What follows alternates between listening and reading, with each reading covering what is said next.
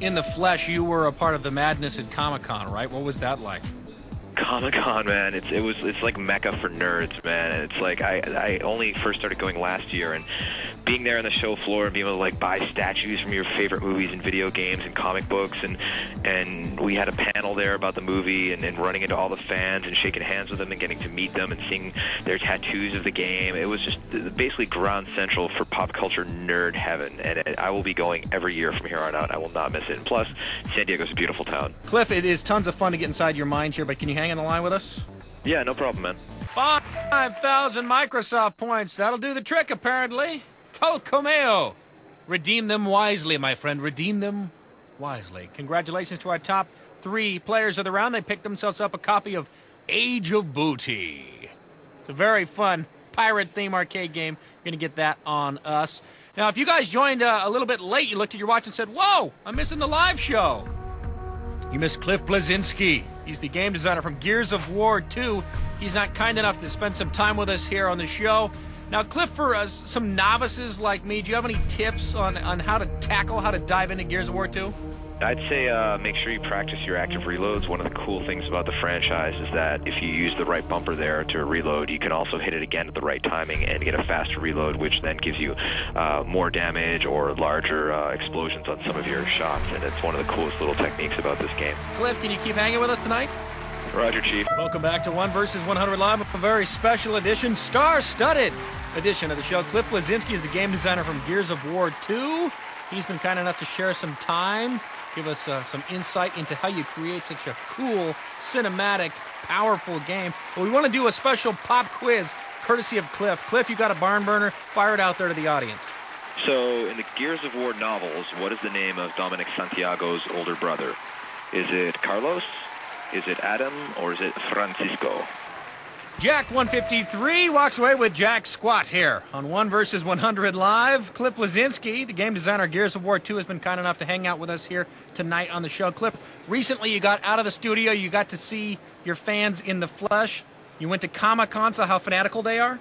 You know, if you do a great job, they will carry you through the streets just singing your praises. But if you screw up, they will call you on it, right? And you know, they'll pull me aside and be like, "This one weapon didn't work right in this one instance," and I'm like, "Oh, that might have been a bug," you know. And you know, they'll love you, but they'll also tear you up if you mess up. So you better keep on your toes in this business. Speaking of keeping on your toes, you guys have just released the latest with Dark Corners. Tell us about that. So basically, this is kind of a little bit of an expansion on Xbox Live that people can download for Gears of War 2. It's got a great selection of multiplayer maps.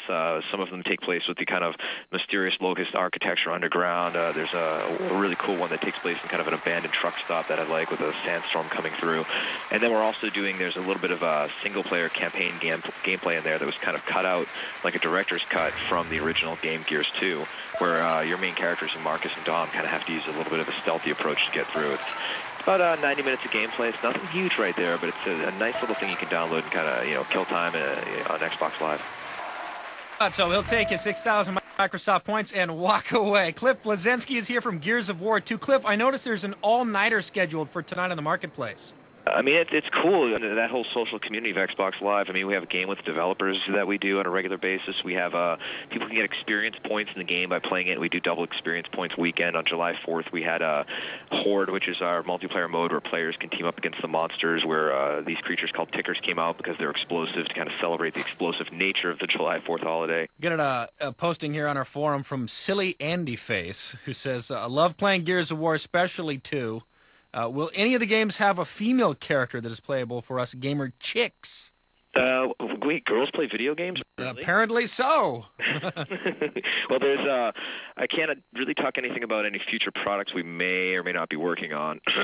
But if you look at the latest issue of the comic book, we have a cover that was designed by the comic book legend Jim Lee, where you can actually see a female gear on top of a brumac that she knocked down.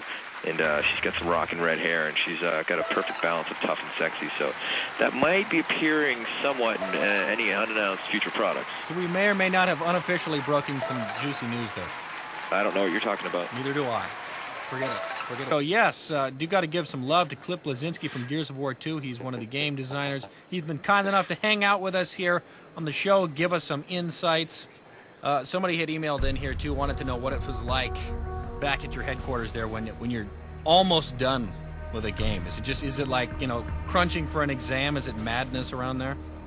It really start getting this kind of like a 1,000-yard stare after a while, because you get to the point where you're working so many days in a row and so many hours, and you just kind of come home at the end of the day and just sit there and kind of just stare at the TV, and you're like, well, okay, like, can I just decompress right now? But I'll tell you, you know, making games is a lot of work, but it's one of the most rewarding jobs you can have in the world, because when you sit there and you see it on store shelves, or you have the launch and there's a bunch of screaming fans that are waiting in line for it, it makes it all worth it.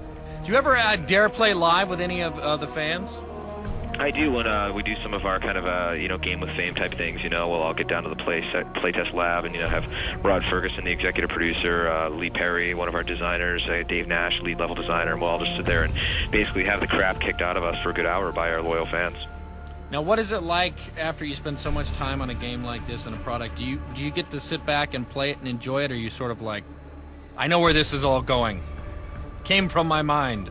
Your mind is really split, because as a creative, you know, you always want to sit there and tweak, but at the same time, I believe that we made something that was incredibly fun and enjoyable. And so one minute you're like, oh, this is great, I just killed him, I took him out, I chainsawed him. The next minute you're like, hey, maybe next time, you know, if we do an updated version of this map, we should move this cover over by 3 feet or something like that. It's really hard to disengage, and I guess that's part of the nature why we do what we do. Obviously, the battlefields and the scenes and the characters in Gears are, you know, fantasy. They're the future. I'm guessing at least 2011 before the battlefields look like that. But do you ever, I mean, obviously you're creating these fantasy things, but I understand that you also sort of have gone out and dabbled in actually shooting some guns and sort of trying to draw some parallels between real-life action.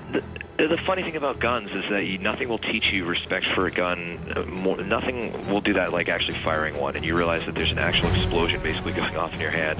I mean, I've gone to a few firing ranges, shot some regular kind of pistols, but I was out in Vegas a couple of years ago, and I actually had a chance with my friend Jace Hall and his Jace Hall TV show to fire some semi and fully automatic machine guns, and I'll tell you, there's a reason why they don't use fully auto in war, because basically after 2 or 3 bullets, that thing's aiming at the ceiling and it's entirely useless. So you want to fire short, small, controlled bursts.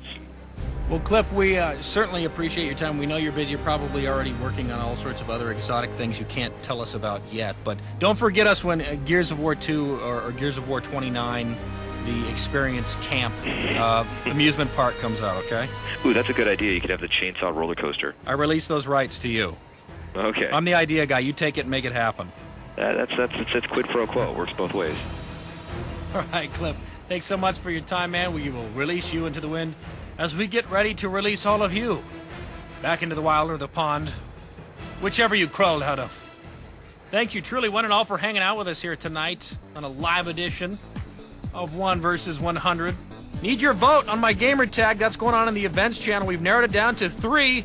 Your vote will decide what my new gamer tag will be. We'll keep talking about that, but make a note of it. It's there on the events channel.